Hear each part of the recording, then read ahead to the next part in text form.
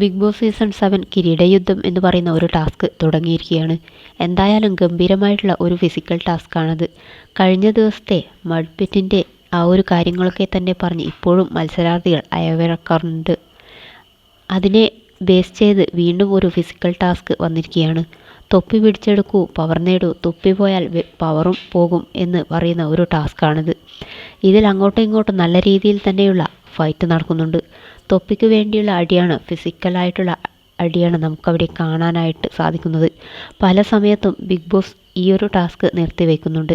കാരണം അത്രയധികം തന്നെ ഫിസിക്കലായിട്ട് പോകുന്നുണ്ട്. ഇതിൽ ജയിച്ചിട്ടാണോ തോറ്റാണോ എന്നറിയില്ല. രേണു സുധി പതിയെ വരുന്നത് നമുക്ക് കാണാനായിട്ട് സാധിക്കുന്നു. അപ്പോൾ പെട്ടെന്ന് തന്നെ തലകറങ്ങി വീഴുകയാണ് രേണുവിൻ്റെ കാര്യം പറയുകയാണെങ്കിൽ കറക്റ്റായിട്ടുള്ള ആഹാരം ഒന്നും കഴിക്കാനൊന്നുമില്ല. അതൊരു വളരെ പ്രധാനപ്പെട്ട കാര്യം തന്നെയാണ്. ഏതു സമയവും കുറേയധികം തന്നെ ഷുഗർ എടുത്ത് കഴിക്കുന്നത് മാത്രമാണ് നമ്മൾ കാണുന്നത്. ഷുഗർ, അരി അങ്ങനെയുള്ള പച്ചക്ക് തിന്നുന്ന രേണുവിനെയാണ് നമുക്ക് കാണാനായിട്ട് സാധിക്കുന്നത്.